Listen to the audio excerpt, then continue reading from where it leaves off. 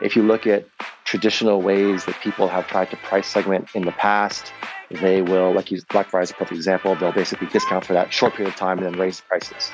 That's a pretty crude way of accessing frugal consumers. It's taking a giant hammer and just kind of smashing it down versus, and you're destroying also and diluting some of your full price sales and the consumers that are willing to buy at those higher price points. You're listening to Retail Remix, your inside access to candid conversations with the people shaping retail's future. Here's your host, Alicia Esposito. We have all heard the data. Consumers are less loyal to brands than they have been in the past, and they're also more mindful and price conscious than ever before. Sure, price consciousness has always been a bit of a talking point in the retail world, but Stephen Hong believes that this is a critical trend in retail and will likely continue and in some cases evolve moving forward. That's why as CEO of Discount Bandit, he's focused on creating a great marketplace experience, not just for shoppers, but for retailers and manufacturing partners as well. The Discount Bandit model is pretty fascinating. It's essentially a blind shopping experience for the customer, similar to what you may find on some travel marketplaces. And really the goal is to give customers the best possible price. They don't know which retailer provides the products. All they know is that they're going to get a great product that they want at the right price point. There's a whole lot of other magic that happens in between that and the ultimate end purchase, and Stephen gets into how it all works, why it's valuable for all parties involved, and most of all, how Discount Bandit takes learnings and consumer behaviors and turns them into trend-based insights that empower their partners. Listen in, because pricing is a big topic right now, given all of the factors that are impacting pricing strategies, and he adds another layer to the entire conversation. Listen in, you'll see what I mean. Stephen, thanks so much for joining us on the pod. It is great to meet you and great to have you. I'm excited to be here, Alicia. Thank you. So first things first, why don't you tell us a little bit about Discount Bandit? How would you define its business model and how it differentiates itself against key competitors? Sure. Great question. Very different than things that have come before. So Discount Bandit is a blind online marketplace that helps retailers acquire new customers through price segmentation. Now, what do I mean by blind? Right? It's an interesting word. So traditionally, a blind marketplace means that who the seller is unknown, at least at the time of purchase. So you may have seen things like Hotwire and trying to get a hotel room at a great price. You don't know who the hotel is until you've booked it. You know the proximity, where it's located and the price, but you don't know who the hotel is. And Priceline did similar things with airlines. So what we did is we brought this several years ago into the retail space. So when a consumer comes to our site, they know the exact item they're looking to purchase and they know the price. But at the time of purchase, they don't yet know who the retailer is. Once they have purchased, post-purchase, and we've matched them with a retailer, at that point in time, we reveal to them who that entity is. Why is this interesting? Why would retailers be interested in this? Well, they're looking to grow sales, right? They're looking to acquire new lifetime customers. And really importantly, they're looking to price segment. Consumers have become more and more frugal over the pandemic period, but also that's just been a trend overall with consumers becoming more savvy. So the retailer is looking to price segment by offering the same product, but at different prices to different customer segments. And they want to do this without cannibalizing their existing sales or causing issues with their MAP contracts. And because the retailer's identity is kept private, we are able to offer our shoppers lower price points without damaging the retailer's brand, without causing conflicts with the retailer's suppliers and other channels of distribution. So that makes us really different than any solution for price segmenting that is currently out there for retailers and also for branded manufacturers who also use our platform. So nuts and bolts, how would this basically work? How would it look? The customers come to our site. We have millions of products on Discount Bandit. They find the exact one, they place an order. After that, we then go match them to a retailer or a branded manufacturer. And then once that entity accepts that order from their side, we give them the customer. So we give them the customer and say, hey, this is your customer. Process the order, and then you can go ahead and market to them after the fact.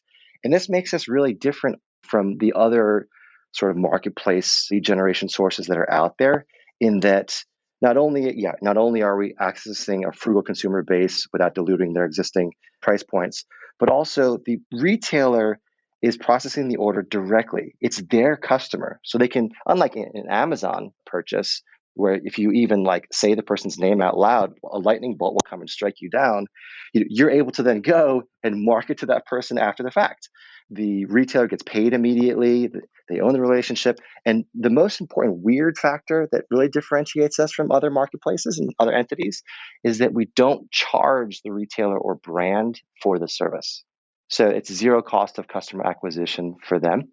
We make our money by charging the shoppers. So in a sense, you could think of us really as like a personal shopping service for consumers trying to find them great deals. Okay. I'm glad you kind of closed it up with the customer focus, because the value for the retailer or the manufacturer is very clear, especially in context of all of these other marketplace players that are out there, right? So for the customer specifically, how does this translate to value? So you noted better pricing, you noted a bit of matchmaking there, more of like a personal shopper. So can we dig into that a little bit about ultimately what the benefits are for the end customer, what they experience? Because I'm not sure if you've experienced maybe people being a little bit, I don't want to say worried, but like dubious about the whole blind shopping thing. And I know that the travel category has experienced and marketed that type of model, but how does this come to life for your customers, I guess is the question. Yes, great question. So like you said, we have two customers. We've got the retailers and we have the end shoppers. And so the benefit is pretty obvious for the end retailer. For the consumer, though, price is king. There's all sorts of different factors that you can differentiate on as a retailer or brand in terms of speed of delivery, in terms of quality of content, in terms of customer service experience, both pre and post sale. But in every single survey you ever see out there, price as a very high percentage is a significant driver of sales. And so our pricing on thousands and thousands of the most popular products out there is the best online. Now, you could probably beat our pricing if you were to buy it used, on Craigslist or something along, if you were that type of consumer. But for the consumer looking to buy a new product from a authorized retail outlet for that product, so it comes with a return policy and comes with whatever the standard warranty is, we are a fantastic outlet for them. And as you said, there's overall frugality and overall consumer sentiment over the last, I think it was PwC has done a survey saying that consumers are becoming more and more frugal and more concerned about their finances. And so consequently, we're a fantastic outlet for that. We've seen just great lift in overall sales. When you look through our site, what we'll do is we actually crawl not the entire internet, but we crawl some pretty significant sources of pricing data that's out there. And so we understand how our prices compare to any other source, any retail source that's out there. And we try our best to always make sure that we're beating those. And we'll put a steel badge on our site for those that we think are just a really fantastic deal, where we're pretty confident based upon the information that we've crawled out there. And we'll even sort of change, again, we're charging the shopper for our service. And so we'll even shift our margins and we'll take very, very low margins sometimes, simply just to provide the consumer that best deal out there so we can stay consistent to our brand promise. Very interesting. So you've brought up a few times that frugality or that price consciousness of the consumer. And that's always been a talking point, I feel like, in our coverage and just our analysis of consumer behaviors. But it's been an interesting 18 months, right? Because we've seen these fluctuations, I guess you could say, in that level of price consciousness, depending on where the pandemic was, where the employment market was, and of course, where just overall sentiment was as far as the state of things, what was going. So, can we dig into that a little bit? What you've seen as CEO of Discount Bandit, and you mentioned a rise in overall sales, but is there anything as far as acquisition versus retention goes? So like once people experience the tool, they experience the value, they keep coming back because of those capabilities. I mean, what are you seeing from an overall consumer behavioral standpoint? Yeah, so we've definitely benefited from the recent trends.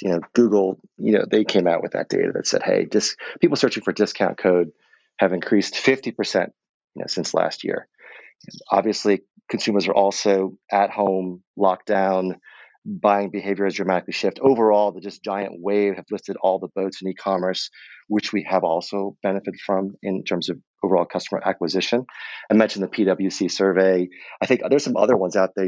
Cooper Tire did one that said 3 out of 4 shoppers are more careful spenders than they were a year ago. That's a pretty significant amount. 75% said they were more careful in shopping now than they were a year ago. And 90% of them describe themselves as value shoppers. That's amazing. So for us as a outlet to access those frugal consumers, and that being our shopper base, I mean, that's just music to our ears.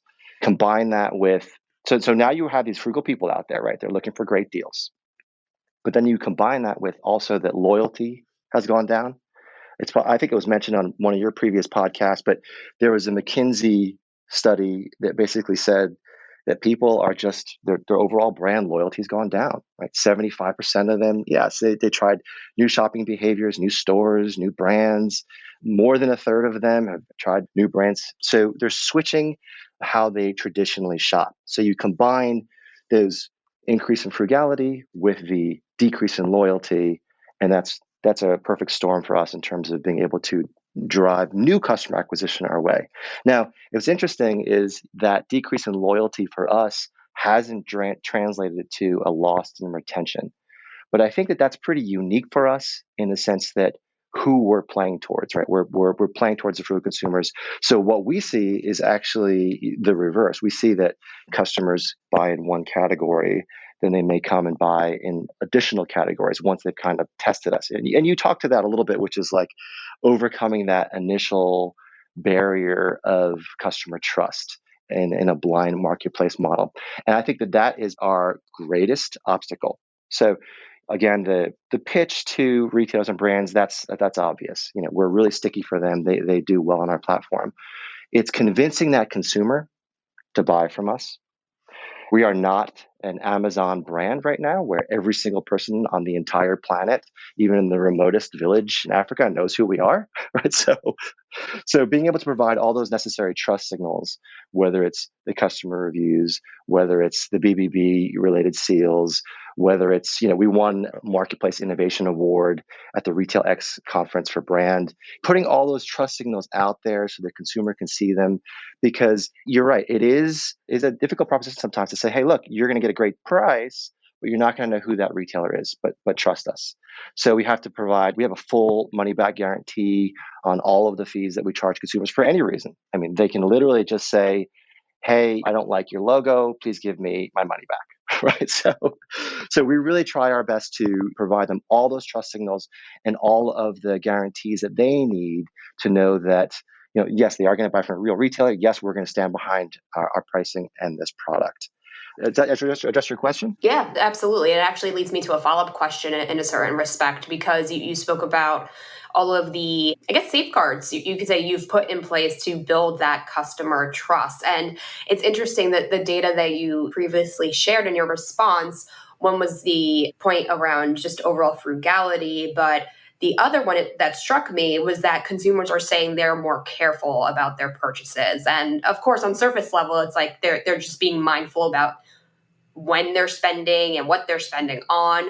But I feel like there are almost layers to that word careful, right? It's like making sure that you're being mindful of who you're buying from, that there's a brand element to that. I think that connects nicely to your point around the measures that you're taking to build that trust and to basically make them feel a bit more confidence in the brand and the overall experience. And I guess the follow-up question there is, I mean, what other deep could be mental or emotional factors that you think have impacted customer behaviors on your platform? Is it, I guess the question is it just about the pricing that you think is what's building that retention? Or could these safeguards be contributing to that return, right? Like they're saying, okay, like this company is taking the steps that it needs to build my trust and make me feel like I'm getting the experience that I want and I deserve as a consumer, right? Because I've been seeing all of these things pop up around like,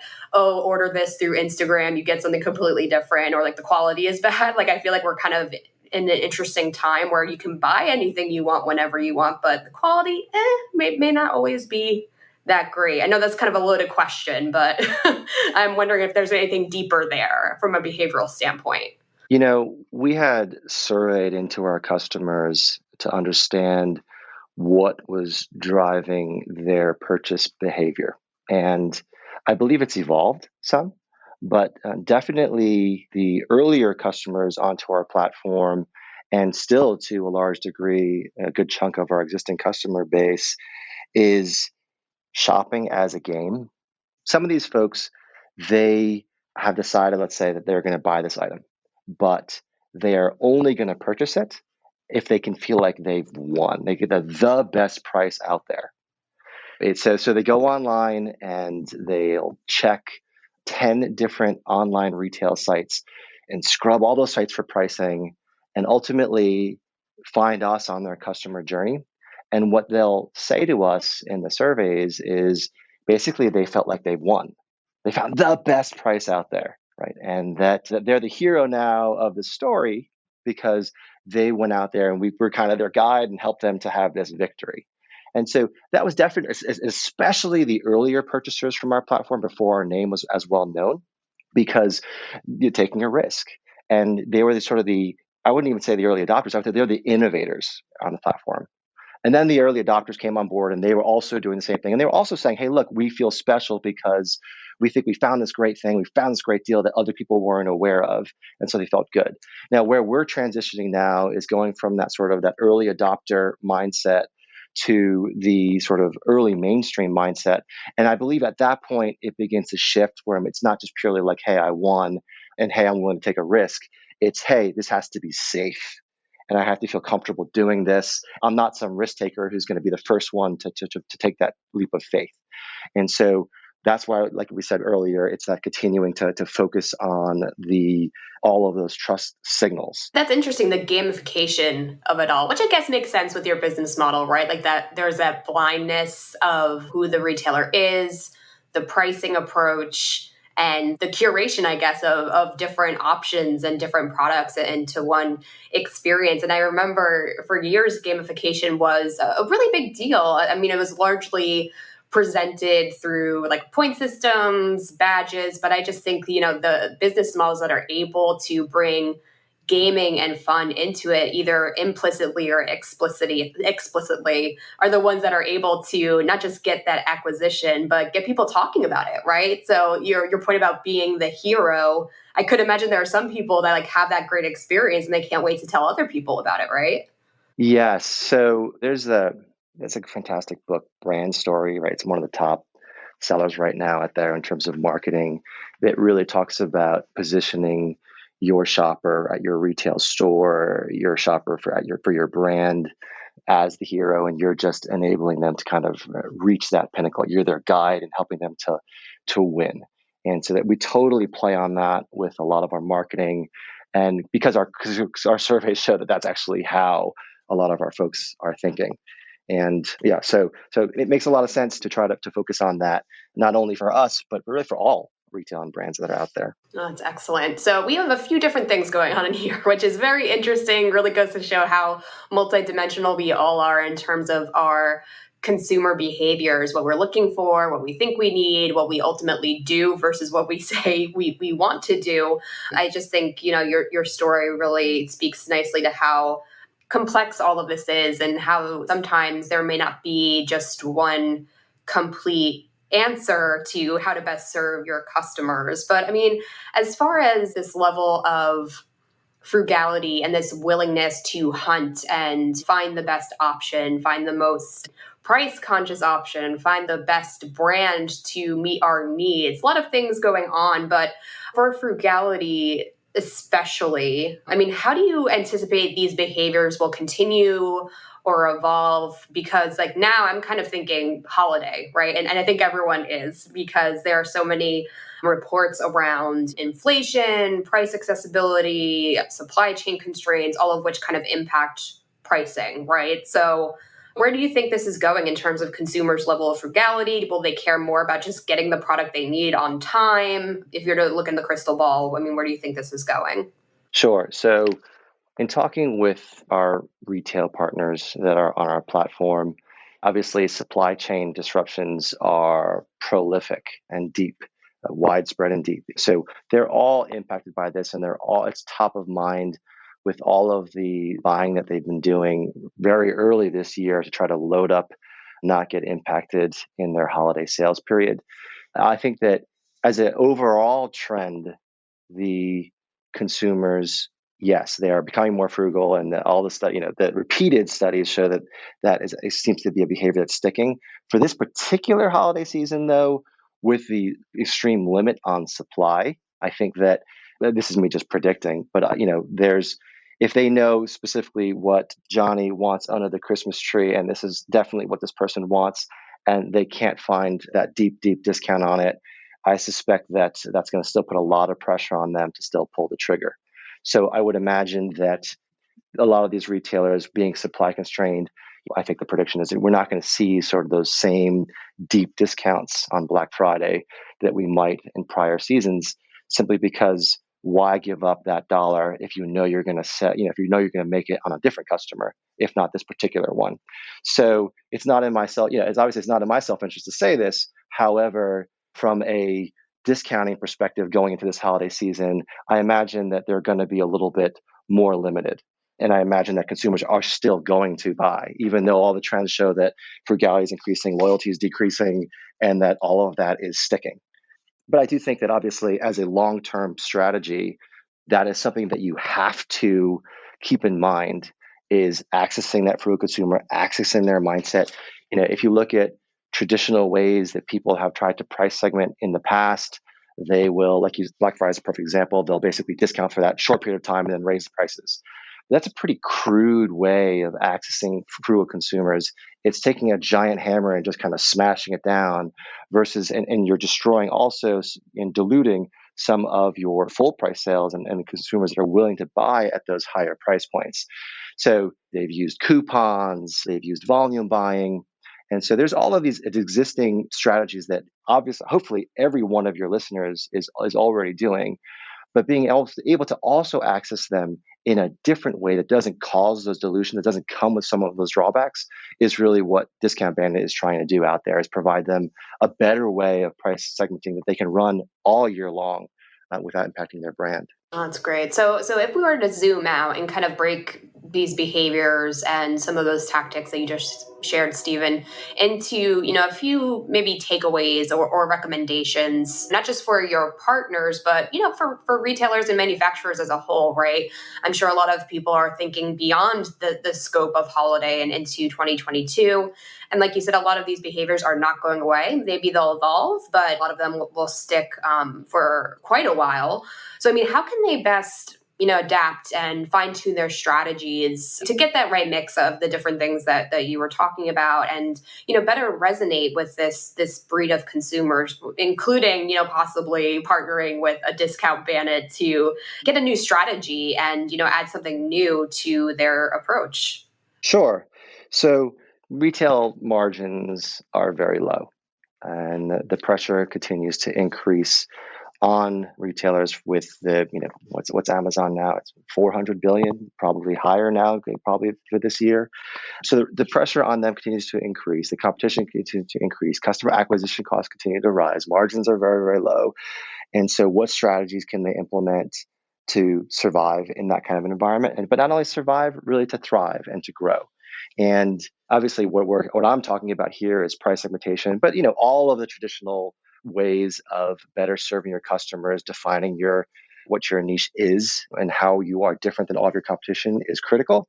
But regarding price segmentation, we had mentioned some of the things before that they could do. For example, you have services that are out there you can sign up for today where you can couple with someone that does military related discounts. So you have a service on your site that you plug into that if someone wants to check out, you can verify that they are associated with the military and provide them better pricing. If you do that, what happens is now you're able to perhaps gain some market share back from Amazon, right? You're able to sell some new consumers that you didn't have before. You can do all those other differentiations as well. So other ways of price segmenting is age. So you have student related discounts, you have senior related discounts that you can provide to continue to further, again, find ways to access those consumers that Amazon might be stealing from you today. You can do corporate related discounts. So we partner with folks who they will offer discounts to different corporate entities and the employees of those corporate entities. So if you can show that you work for them, geographic based discounts. There's a famous story way back when of two sisters who bought the same outfit from the same national retailer online, and they bought it at the same week. And the prices that they paid were dramatically different based upon the states that they lived in. And so being able to say, hey, look, maybe based upon geographic distributions, what we're going to do is we're going to provide different pricing to different geographies.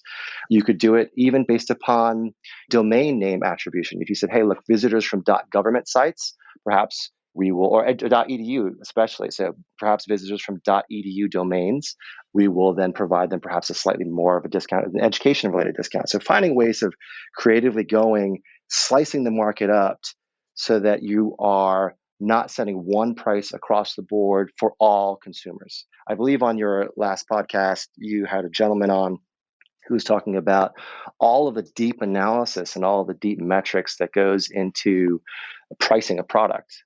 But that's in a sort of a singular dimension. That's one dimension of it, but it gets even more complex because then you can take that one dimension and break it out to multi-dimensions based upon those individual customer segments. If you look at the intersection of the supply and demand curve and say, okay, well, this is our price point, right? That's one price point. But if you were to have different price points all underneath that curve, you were going to maximize your overall profitability. Your revenues will go up, your overall profitability goes up. Even if your margin takes a slight hit, you're still going to be much more successful. So keeping really that mindset of how do I access not just a single monolithic consumer, but how do I access all these different segments of consumers. We do the same thing in email marketing, right? So with email marketing, we will learn every single thing like, what's your favorite dog breed to, what do you sleep on your left or right hand side or on your back? We'll really kind of get into the mindset of the consumer so that we can really target our marketing message to them. Well, but then when it comes to pricing, it's like, oh, here's our price. Do you like it? so just making sure that price segmentation is part of your overall strategy of reaching your consumer. Definitely some great advice there, Stephen. So, as we think forward towards holiday and 2022, what else or what is Discount Bandit focusing on to support and empower not just the shopper, like the end consumer, but also the retail and manufacturing partners, right? Because they're navigating so much change. They're trying to find the best way, like you just beautifully illustrated, finding the right way to optimize their strategies moving forward to also navigate all of these other pressures and changes that are happening in the supply chain and elsewhere. So what's on the to-do list, I guess you could say, for Discount Bandit going into the new year? Sure. Well, in the near term, we're basically telling them to start shopping early.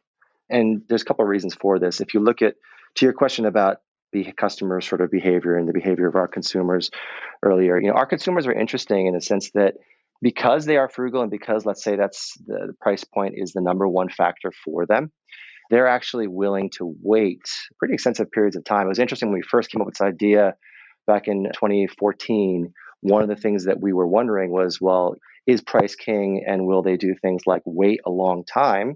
So in a model where we then have to match them post fact to the retailer, and then different retailers have different service levels.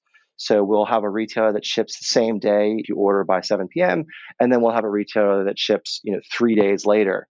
And so understanding, will the customer wait? And our customers, they will wait, which is fantastic, and they'll buy in a blind source, which also proves out the model.